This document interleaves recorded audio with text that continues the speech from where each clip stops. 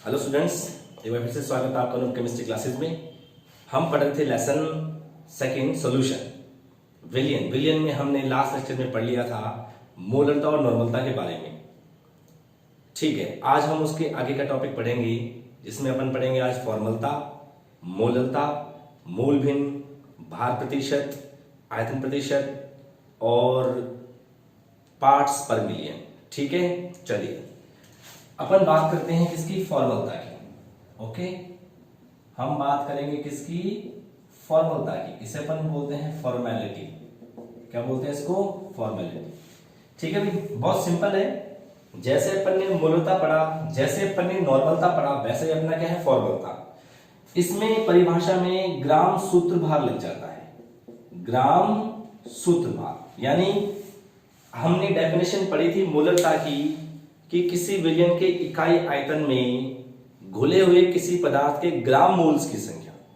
हमने नॉर्मलता में पढ़ा कि किसी विलयन के इकाई आयतन में घुले हुए विलय पदार्थ के ग्राम तुल्यांक की संख्या। अब के बारे में क्या पढ़ेंगे, इकाई आयतन में किसी विलयन के इकाई आयतन में घुले हुए किसी विलय पदार्थ के ग्राम सूत्र भारों की संख्या। ग्राम सूत्र भारों की संख्या क्या कहलाती है, फॉर्मलता कहलाती है। ठीक है, तो अगर हम इसकी इकाई की बात करें, ठीक है भाई, तो ऊपर तो आता है सूत्र भार। ठीक है भाई, ग्राम सूत्र भार आता है और अपॉन में क्या आएगा, आयतन लीटर में। तो क्या हो जाती है, ग्राम सूत्र भार लीटर इनवर्स। ग्राम सूत्र भार लीटर इनवर्स, ये इसकी इकाई हो जाती है। ठीक है, अच्छा ये ग्राम सूत्र भार कैसे निकालते हैं, ग्राम सूत्र भार कैसे निकालते हैं, आपको ग्राम में भार दिया हुआ होगा। ठीक है, वो स्मॉल w। ठीक है, और यहां पे हम क्या लिखते हैं, सूत्र भार। अपॉन में क्या आता है, सूत्र भार। इसे अपन बोलते हैं फॉर्मूला मास। क्या बोलते हैं, फॉर्मूला वेट बोल देते हैं। ठीक है भाई, ये होता है अपना Fm। ठीक है, Fm फॉर्मूला मास बोलते हैं इसको। ठीक है, इसको यहां रख दीजिए तो आपका जो फॉर्मूला बन जाएगा फॉर्मलता का, ग्राम में भार बटे सूत्र भार इनटू आयतन किसमें है, लीटर में है। वही बात अगर ये किस में दे रखा हो, अगर ये दे रखा हो आपका ml में, तो क्या आ जाएगा आपका V ये ml में है तो मैं 1000 का भाग लगाऊंगा तो वो ऊपर आ जाएगा। ठीक है भाई, तो ये इसका फॉर्मूला हो जाता है। ठीक है, अच्छा बात ये है कि जो फॉर्मूला है वो हमारे कोर्स में नहीं है। ठीक है, जनरली ये इसके बारे में क्या है आपसे IIT मेंस या फिर नीट में भी नहीं पूछते हैं, लेकिन फिर भी ये हमें आना चाहिए क्योंकि सांद्रता का टॉपिक है तो सांद्रता के साथ में हम इसके बारे में भी पढ़ लेते हैं। ठीक है, चलिए अब हम फॉर्मलता पढ़ें, इसके लिए हमें दो बातें जानना जरूरी है। ठीक है, कौन सी बातें, दो बातें। एक बात तो ये है कि ये जो फॉर्मलता है ये हम ज्ञात करते हैं कार्बोक्सिलिक एसिड के लिए। किसके लिए ज्ञात करते हैं, कार्बोक्सिलिक अम्लों के लिए। दूसरा फिनॉल के लिए। किसके लिए, फिनॉल के लिए। ये दो बड़े इंपॉर्टेंट हैं, कार्बोक्सिलिक एसिड और फिनॉल। ठीक है, एक बात, पहली कंडीशन तो ये है। और दूसरी कंडीशन हम क्या देखते हैं कि जो आपका सॉल्यूशन है उसमें जो विलायक है वो विलायक ध्रुवीय है या फिर कैसा है, अध्रुवीय। ठीक है भाई, इस बात पर भी ये डिपेंड करता है। तो दो बातें हमें जानना जरूरी है। ठीक है, चलिए मैं आपको एक प्रॉब्लम देके समझाता हूं, आपको अच्छे समझ में आ जाएगा। ठीक है, चलिए हमें कहा गया कि हमारे पास 60 ग्राम क्या है, CH3COOH। इसे अपन बोलते हैं एसिटिक एसिड। क्या बोलते हैं इसको, AA, एसिटिक एसिड बोलते हैं। आपको 60 ग्राम क्या दिया गया है, एसिटिक एसिड। ठीक है, चलिए, और जो 60 ग्राम एसिटिक एसिड है, ठीक है, इसको दो प्रकार के विलायकों में घोला गया है। एक बार किसी ध्रुवीय विलायक में घोला गया। ठीक है, पोलर सॉल्वेंट है। कौन सा सॉल्वेंट है, पोलर सॉल्वेंट है। और दूसरी बार कौन सा विलायक है, अध्रुवीय विलायक है। इसे अपन क्या बोल देते हैं, नॉन पोलर सॉल्वेंट। बात ठीक है। इसका बेस्ट एग्जांपल कौन सा है, H2O सबसे बेस्ट है। देखो ध्रुवीय और अध्रुवीय कौन से होते हैं ये हम सॉलिड स्टेट में ठोस अवस्था में जान चुके हैं। मैंने आपको ट्रिक पढ़ाई थी, आपको अगर याद हो, कि ध्रुवीय कौन सा होता है और अध्रुवीय कौन सा होता है। ठीक है, अगर आपको वो ट्रिक, अगर आपने यही सेकंड चैप्टर से देखना स्टार्ट किया है मेरे चैनल को, तो आप फर्स्ट चैप्टर में जाइए, ठीक है ना। ठोस अवस्था का जो आपका सेकंड या थर्ड लेक्चर है उसके अंदर में आप देखेंगे, मैंने आपको इसकी ट्रिक बता रखी है, ठीक है। सेकंड लेक्चर में है आई थिंक, ठीक है। तो पोलर और नॉन पोलर हमें ध्यान करना है। तो पोलर का सबसे बेस्ट एग्जांपल कौन सा है? पानी है, H2O है, ठीक है। और जो नॉन पोलर है उसका जो एग्जांपल है, इसके भी बहुत सारे एग्जांपल्स हैं। जैसे मैं कह दूं कि बेंजीन है, जैसे मैं आपको बोल दूं टोलुइन है, जैसे मैं आपको बोल दूं कार्बन डाइसल्फाइड है, कार्बन टेट्राक्लोराइड है। ये कुछ एग्जांपल्स हैं, ठीक है। इनमें से किसी एक में बोलना है, ठीक है। और फाइनल सोल्यूशन कितना करना है? 250 ml। फाइनल सोल्यूशन कितना करना है? 250 ml करना है। आगे बात समझ में? आपसे पूछी क्या गई है? फॉर्मूला। आपसे पूछी क्या गई है? फॉर्मूला, ठीक है भाई। क्या कहा गया आपको? 60 ग्राम, देखो 2 क्वेश्चन बन गए आपके। 60 ग्राम एसिटिक एसिड को पानी में घोलकर आयतन 250 ml बनाया गया है, तो फॉर्मूला ज्ञात कीजिए। दूसरा क्वेश्चन क्या बनता है? 60 ग्राम एसिटिक एसिड को बेंजीन में घोलकर आयतन 250 ml बनाया गया है, तो फॉर्मूला ज्ञात कीजिए। बात ठीक है? चलिए अब अपन ज्ञात करते हैं। ओके, चलिए। फॉर्मूला का जो फॉर्मूला है, ग्राम में भार है बटे सूत्र भार है इनटू आयतन। अगर ml में दे रखा है आयतन तो हम इसको 1000 से क्या कर देंगे? गुणा कर देंगे, ठीक है। ग्राम में भार कितना दे रखा है आपको? 60 ग्राम, ठीक है। आयतन दे रखा है कितना? 250 इनटू कितना है? 1000, ठीक है भाई। सूत्र भार एफएम जो सूत्र भार है वो दे रखा है, वो हमें पता नहीं फिलहाल अभी। तो आप एसिटिक एसिड जो है कार्बन का 12 होता है, ठीक है ना। जो परमाणु भार है ग्राम मोल इनवर्स, हाइड्रोजन का 1 होता है, ऑक्सीजन का 16 होता है। तो अब अगर कार्बन के 2 हैं तो 12 दूनी 24 हो गया, हाइड्रोजन के 4 हैं तो ये 4 हो गया, और ऑक्सीजन के 2 हैं तो ये 32 हो गया। टोटल कितना हो गया? 60। तो मैंने यहाँ पे 60 लिख दिया। सर ये 60 तो अणु भार हुआ, आपने सूत्र भार तो लिखा ही नहीं है। एक बार के लिए मैं यहाँ लिख देता हूँ, ठीक है ना, फिर आप देखेंगे। तो मैंने इसको इससे कैंसिल किया, ये 4 टाइम्स कितना आ गया? 4F हो गया। या तो 4F लिखेंगे या अपन क्या लिखेंगे? 4 ग्राम सूत्र भार लीटर इनवर्स, ठीक है ना। दोनों में से कुछ एक लिखना होता है, ठीक है। अब यहां चलते हैं। फॉर्मूला का फॉर्मूला है ग्राम में भार बटे अणु भार इनटू आयतन, वही 1000 से मल्टीप्लाई, ठीक है। ग्राम में भार दे रखा आपको 60, आयतन कितना है? 250 इनटू क्या है? 1000। अणु भार यहां नहीं लिखना है, हमें लिखना है सूत्र भार लिखना है, ठीक है।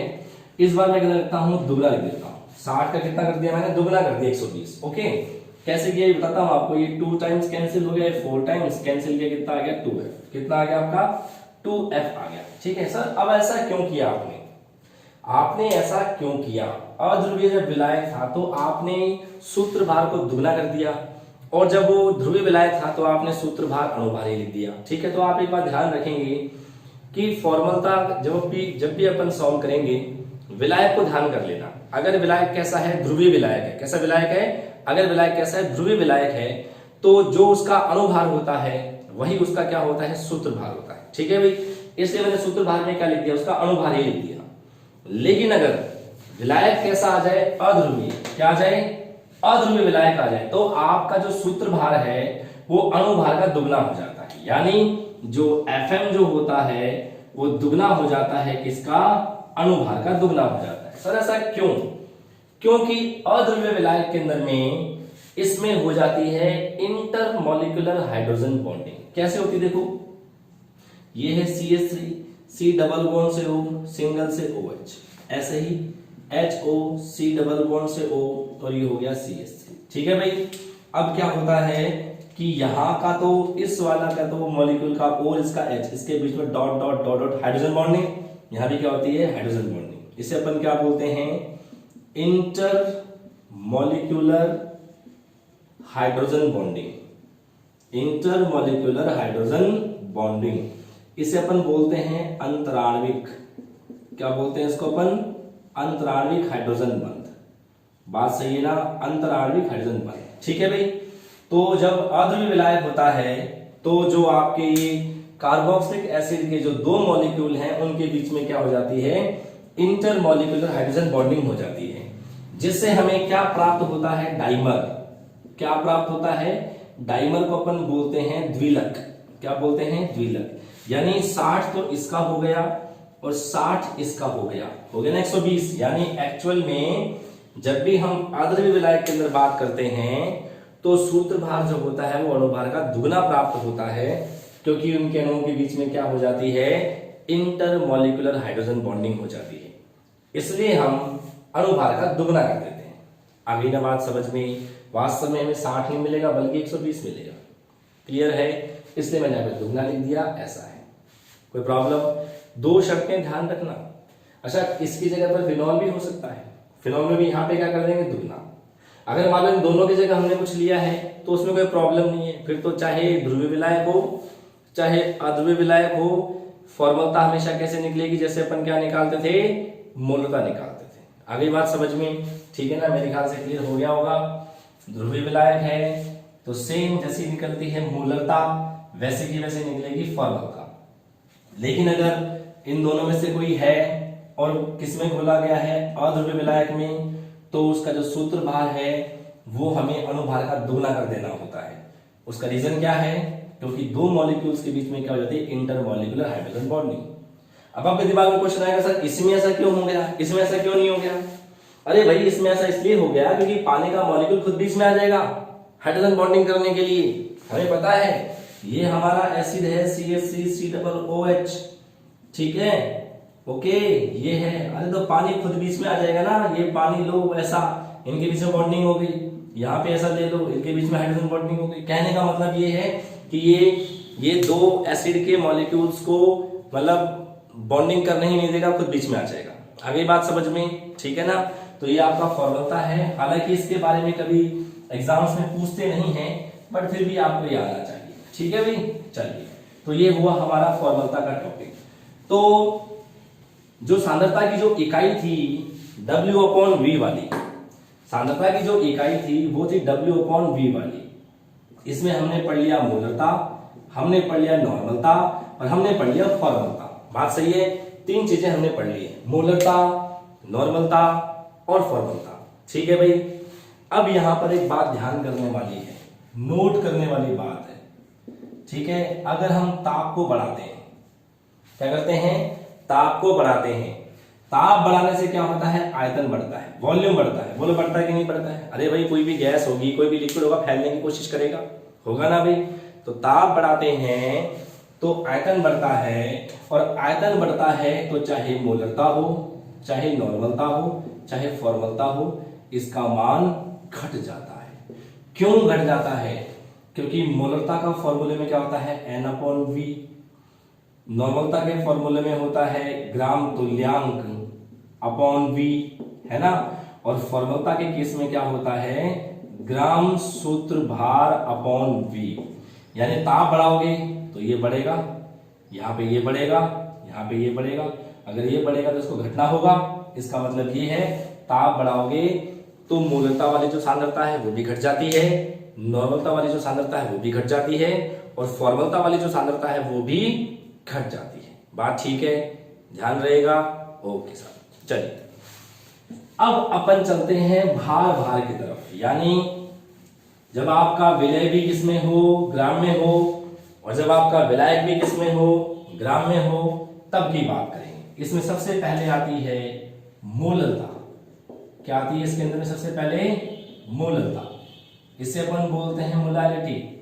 इसका जो सिंबल होता है स्मॉल m, ध्यान करना, एक होता है कैपिटल M और एक होता है स्मॉल m। कैपिटल M जो होता है वो होता है मोलरता, रता, और जो स्मॉल m है ये होता है मोललता, यानी लता, लता, ठीक है भाई। तो सिंबल ध्यान करना, कई बार हम एग्जाम में जल्दबाजी के अंदर में इसको भी अपन ऐसे लिख के आ जाते हैं, तो ये इसको अपन ये मान लिया जाता है, ठीक है भाई, ओके। तो बहुत सिंपल सी डेफिनेशन है, ठीक है ना। इसमें क्या करना है, 1 किलोग्राम विलायक में, 1 किलोग्राम विलायक में घुले हुए किसी विलय पदार्थ, घुले हुए किसी विलय पदार्थ के मोल्स की संख्या क्या कहलाती है, मोललता कहलाती है। ठीक है भाई। विलायक कितना लेना है आपको? 1 किलोग्राम। ध्यान रखना, ये विलायक की बात चल रही है। ये कितना है? 1 केजी, या मैं यूं भी कह सकता हूं कि 1000 ग्राम भी कह सकता हूं कि 1000 ग्राम विलायक में घुले हुए किसी विलय पदार्थ के मोल्स की संख्या कहलाती है मोललता कहलाती है। ठीक है भाई। यानी अगर मैं इसकी इकाई की बात करूं तो मोल, ठीक है भाई, क्या हो जाएगा? मोल, ठीक है, बटे, मोल के बटे में क्या आ जाएगा आपका? ये तो मोल और बटे के अंदर में क्या है? विलायक का भार, यानी यहाँ पे क्या है? किलोग्राम। तो इकाई क्या बन जाती है इसकी? मोल किलोग्राम इनवर्स। बहुत खास है ये इकाई, बहुत ही खास है। ठीक है, क्योंकि हमारी जो केमिस्ट्री है वो जनरली किसमें चलती है? सीजीएस में। किसमें चलती है? सीजीएस में, यानी सेंटीमीटर में, ग्राम में और सेकंड में। लेकिन आप यहां देखेंगे कि ये एक ऐसी इकाई है जिसमें ग्राम की जगह क्या आ रहा है आपका? किलोग्राम। इसलिए बहुत इंपॉर्टेंट इसकी इकाई है। ठीक है, अब अगर मैं इसका फॉर्मूला लिखता हूं तो मोलता का जो फॉर्मूला है, क्योंकि जो मोल है उसको अपन क्या लिखते हैं? ग्राम में भार बटे अणुभार इनटू, इसको लिखूंगा कैपिटल डब्ल्यू। कैपिटल डब्ल्यू क्या है? विलायक का भार। ये हमारा किस में है? केजी। ठीक है भाई। अगर मान लीजिए कि एग्जाम के अंदर में आपको ग्राम में दिया गया है तो क्या होगा? ग्राम में भार अणुभार इनटू कैपिटल डब्ल्यू। अगर ग्राम में है तो ग्राम को मैं किलोग्राम में बदलूंगा, 1000 का भाग लगाऊंगा तो 1000 कहां चला जाएगा आपका? ऊपर चला जाएगा। बोलो कोई दिक्कत? बात सही है ना? आइए देखिए, तो ये आपका फॉर्मूला हो गया। ध्यान ये रखना है आपको कि जो स्मॉल w है ये तो है विलय का ग्राम में भार, विलय का ग्राम में भार है। और जो ये mw है ये क्या है? विलय का अणुभार है, विलय का अणुभार है। और ये कैपिटल W है ये है विलायक का ग्राम में भार, विलायक का ग्राम में भार। आगे बात समझ में? बस अब सिंपल है, बहुत सिंपल है, अपन इजीली इसको सॉल्व कर सकते हैं। ठीक है, जैसे अपन एक प्रॉब्लम करते हैं, ठीक है, बहुत सिंपल सी प्रॉब्लम करते हैं। हम लिखते हैं कि जो 2 ग्राम है वही कास्टिक सोडा, अपन हमेशा वही एग्जांपल लेके चल रहे ताकि इजी रहे अपना। ठीक है, 2 ग्राम जो कास्टिक सोडा है इसको 80 ग्राम पानी में घोला गया है। किसमें? 80 ग्राम पानी में घोला गया है, घोला गया है। तो अपने को ज्ञात करनी है सॉल्यूशन की मोललता। बात ठीक है? फॉर्मूला लगाइए, स्मॉल m बराबर में ग्राम में भार बटे अणुभार इनटू विलायक का भार। अभी ग्राम में दे रखा है तो 1000 से मल्टीप्लाई, कितना आ जाएगा? ग्राम में भार दे रखा है 2, अणुभार है 40, विलायक का भार है 80 इंटू हो जाएगा 1000। बात ठीक है ना? इस 0 से इसको कैंसिल, इस 0 को इससे कैंसिल, 2 को इससे कैंसिल, कितना आ गया? 10 बटा 2 इंटू 8, ये काटा 5 बार, कितना आ गया? 5 बटे 8, कितना आ जाएगा? 8 6 48, 0.6 बचेगा 2, 8 दूनी 16 बचेगा 4, 40, 8 बजे 40, 0.625 स्मॉल m। या तो ये लिखोगे या अपन क्या लिखेंगे? 0.625 मोल किलोग्राम इनवर्स। है कि नहीं? एकदम सिंपल है, कुछ भी नहीं है, बहुत इजी है। क्लियर है? चलिए आगे बात करते हैं। ये हो गई आपकी मोललता। ठीक है, चलिए आगे बात करते हैं।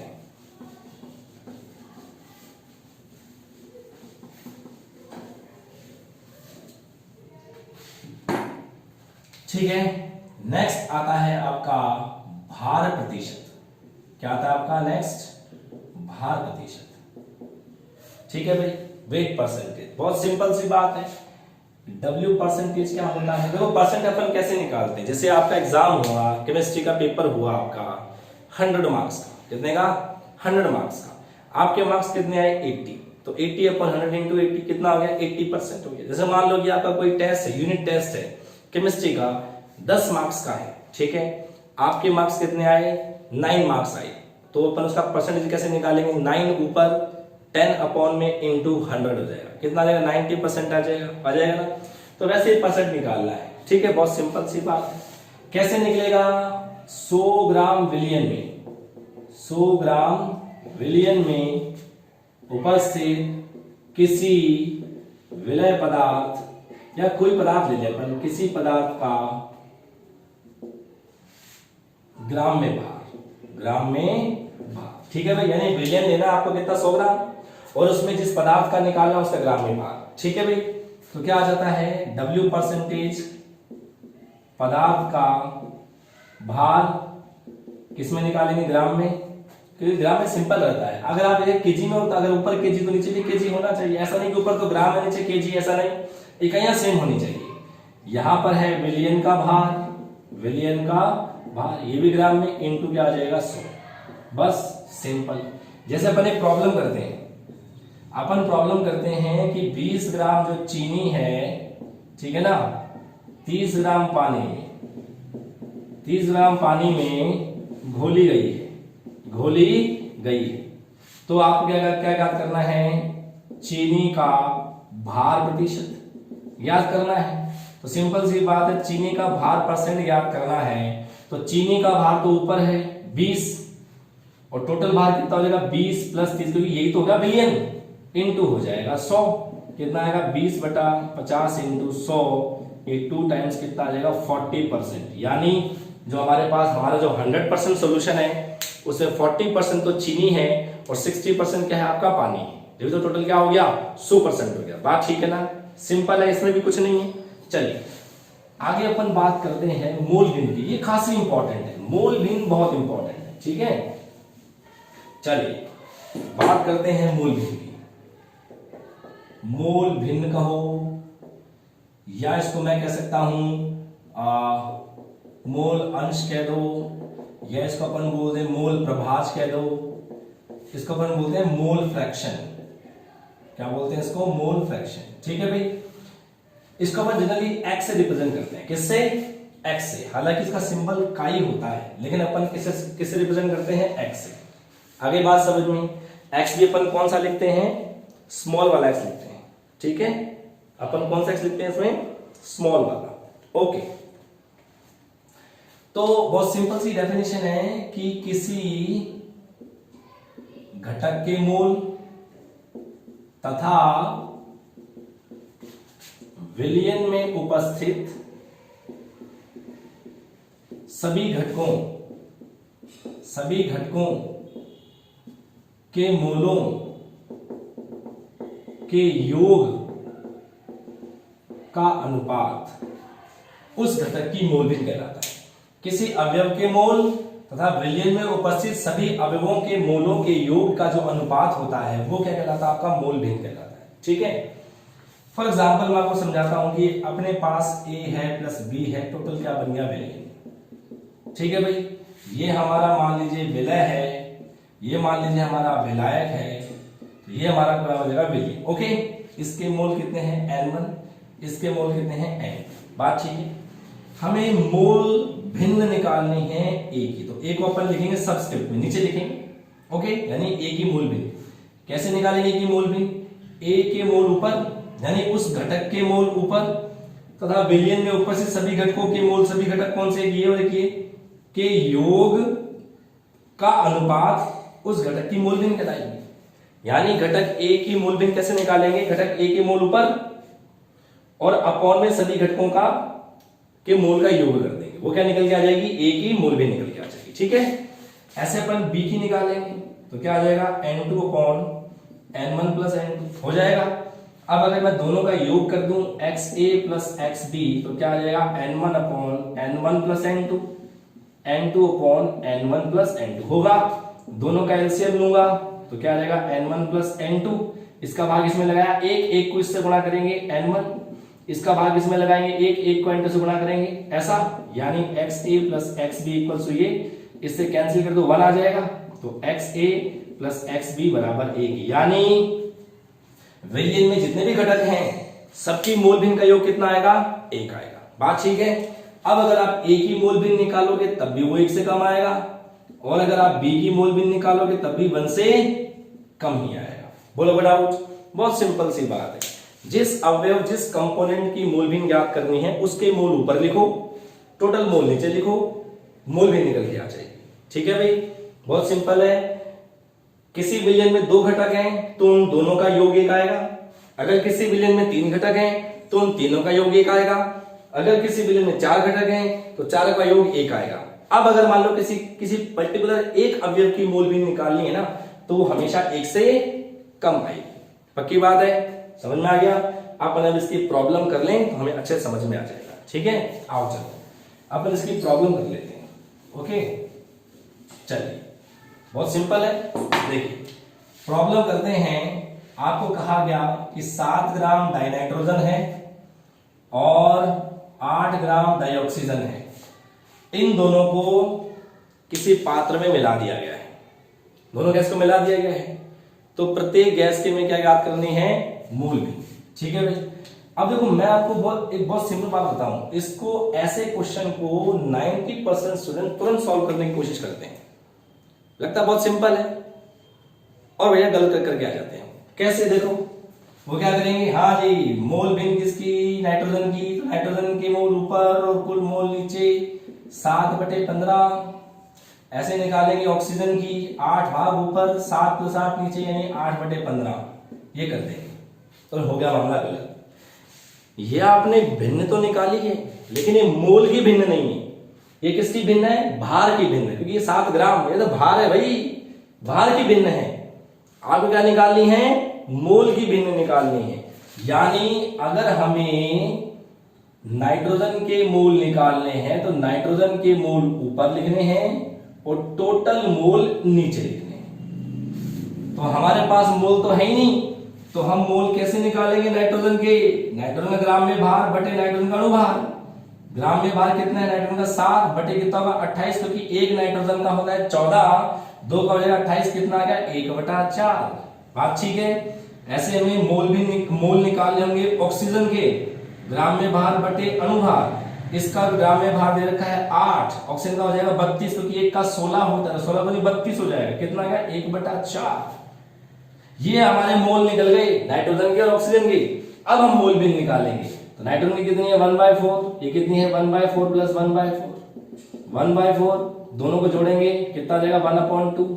क्या हो जाएगा? 1/4। ये डिवाइडर तो उल्टा हो जाएगा, 2/1, कितना आ गया? 1/2। अब आपको पूरा सॉल्व करने की जरूरत नहीं है नाइट्रो ऑक्सीजन के लिए। हमें तो पता है कि अगर अपन नाइट्रोजन की मोल भिन्न और ऑक्सीजन की मोल भिन्न को जोड़ेंगे तो 1 आएगा। बस ऑक्सीजन की मोल भिन्न निकाल लो, तो 1 माइनस नाइट्रोजन की मोल भिन्न कितना आएगा? 1 माइनस हाफ, कितना आ जाएगा? 1/2। यानी आधी मोल भिन्न तो किसकी है? नाइट्रोजन की, और आधी बाकी मोल भिन्न किसकी हो गई? ऑक्सीजन की। है ना, एकदम सिंपल, कोई प्रॉब्लम नहीं है। आगे पक्का समझ में? ठीक है, चलिए। तो ये आपकी मोल भिन्न हो गई। अब हमने कंसंट्रेशन का टॉपिक पढ़ लिया है। ठीक है, मैं आपको 2-3 प्रॉब्लम देता हूं। ठीक है, जो हमने स्टार्टिंग में जो 3 लेक्चर पढ़े हैं, ठीक है ना, इस चैप्टर के जो 3 वीडियो हैं स्टार्टिंग में, उन तीनों के अंदर में जो क्वेश्चंस कुछ बनते हैं, ठीक है, आपके प्रैक्टिस के लिए दे रहा हूं। तो प्रॉब्लम आपको करनी है, खुद से प्रिपेयर करना है। ठीक है, क्वेश्चन है 6%, ठीक है, W/W यूरिया के जलीय विलयन की मोललता ज्ञात कर। आगे बात समझ में? पहली प्रॉब्लम आपके लिए है, आपको प्रैक्टिस करनी है, सॉल्व करना है। 6% W/W यूरिया के जलीय विलयन की क्या ज्ञात करनी है? आपको मोललता ज्ञात करनी है। ठीक है, सेकंड प्रॉब्लम है आपका 1m तथा 1 स्मॉल m में से कौन सी सांद्रता अधिक है? कौन सी सांद्रता अधिक है? ठीक है भाई, आपको बताना है कि 1 मोलर और 1 मोलल, ये क्या चीज है? 1 मोलर, ये क्या चीज है? 1 मोलल। इन दोनों में से किसकी कंसंट्रेशन ज्यादा है, ये आपको बतानी है। ठीक है बात है। एक और प्रॉब्लम है, ठीक है भाई, एक प्रॉब्लम आपको और देता हूं। 46 ग्राम इथाइल अल्कोहल है, इथाइल अल्कोहल यानी C2H5OH, ठीक है, को बेंजीन में घोलकर